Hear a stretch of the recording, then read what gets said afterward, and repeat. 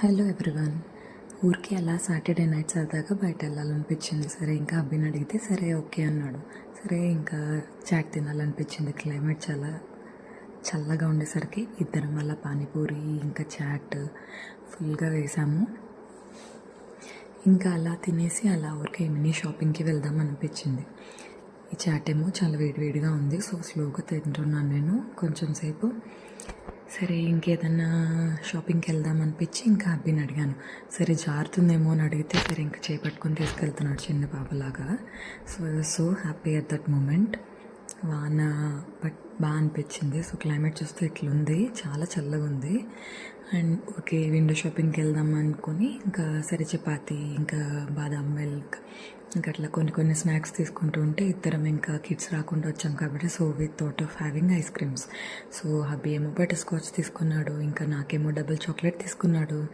So ఇద్దరం తీసేసుకొని అలాగా ఇంకా బిల్లింగ్ వేయించుకొని ఇంకా సరదాగా ఇంకెక్కడికైనా వెళ్దాము అనుకుంటూ ఉన్నప్పుడు ఇంకా మెడ్ ప్లస్ షాపింగ్ గుర్తొచ్చింది.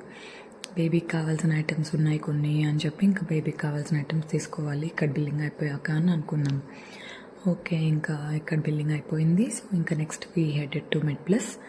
సో బేబీకి కావాల్సిన ఐటమ్స్ ఏవేవి అని చెప్పి చూడ్డానికి వెళ్ళాను.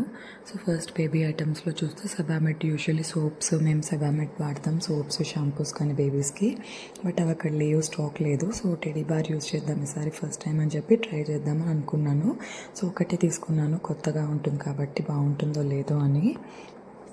ఇంకా టెడీ బార్ ఇంకా బేబీకి సెర్లాక్ ఇంకా అలానే కొన్ని చిన్న తక్కువ మెడిసిన్స్, నా కాల్షియం సప్లిమెంట్స్ ఇంకా అట్లాంటివన్నీ ఉంటే అన్నీ తీసుకున్నాను.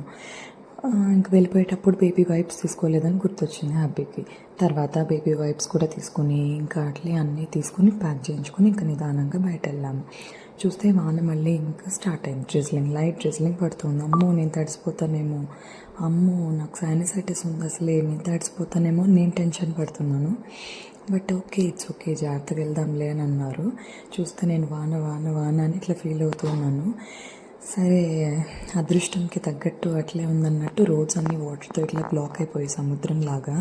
సో చెట్టు తిరుక్కొని వేరే రోడ్లో వెళ్ళాల్సి వచ్చింది. అలా తిరిగి మా అపార్ట్మెంట్కి వచ్చేసి అలా లిఫ్ట్ నొక్కేసేసి ఇంకా టయర్డ్ అయిపోయానని నిల్చుకొని ఉంటే మా హబ్బీ మాత్రం సీరియస్గా లిఫ్ట్లో కూడా ఫోన్ చూసుకుంటూ ఉన్నారు. సో అంతే ఫ్రెండ్స్, థ్యాంక్ యూ, బాయ్.